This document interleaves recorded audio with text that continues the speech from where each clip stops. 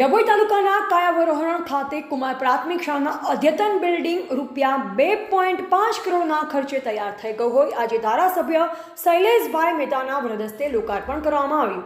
આગામી સમયમાં શાળાના સુંદર વાતાવરણમાં બાળકોનું કેળવણી સાથે શિક્ષણ સારી રીતે અપાશે ત્યારે નવી શાળા બાળકો અને શિક્ષકોને ધારાસભ્ય શૈલેષભાઈ મહેતા દ્વારા શુભેચ્છા પાઠવવામાં આવી હતી।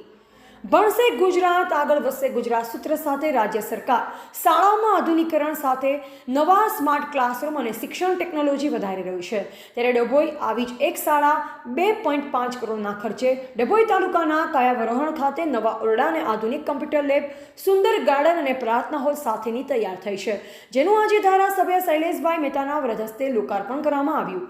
આ લોકાર્પણ પ્રસંગે મામલતદાર ડીવી ગામિત તાલુકા વિકાસ અધિકારી તેજલ રાણા ગામના સરપંચ હિતેશ ભાઈ પટેલ ઉપસરપંચ નીરવ પટેલ સહિત તાલુકા પ્રમુખ દિનેશ પટેલ સહિત આગેવાનો અને શિક્ષકો અને વિદ્યાર્થીઓની મોટી સંખ્યામાં સાથે શાળાનું લોકાર્પણ કરવામાં આવ્યું। ધારાસભ્ય શૈલેષભાઈ મહેતાને મહાનુભાવ દ્વારા રિબિન કાપી શાળાનું બિલ્ડિંગના લોકાર્પણ કર્યું। આ પ્રસંગે બાળકો અને શિક્ષકોને ધારાસભ્ય દ્વારા શુભેચ્છા પાઠવવામાં આવી। ટીવીટી ન્યૂઝ નેટવર્ક સાથે રિપોર્ટર હાર્દિક ડબગર। ડભોઈ તાલુકાના ભાલોદરા ગામના પ્રવીણભાઈ તડવી જે ભેંસો ચરાવવા નદી કિનારે જતા મગરમચ્છનો શિકાર બન્યા, એમનું મરણ થયું। ફોરેસ્ટ ડિપાર્ટમેન્ટ દ્વારા એમના પરિવારને 5 લાખની સહાય આપવામાં આવી છે। ગુજરાત સરકાર દ્વારા 5 લાખની સહાય આપવામાં આવી છે।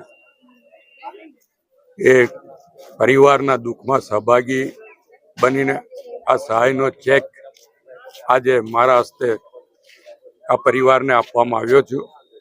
આ પરિવારના મોભીને જે ગુમાવ્યો છે એનું દુઃખ બધાને છે। પ્રભુ એમને એ સહન કરવાની શક્તિ આપે અને આ 5 લાખની એક ટોકન મદદ છે સરકાર તરફથી, મદદનો સદુપયોગ એમના પરિવાર માટે થાય એવી અપેક્ષા રાખું।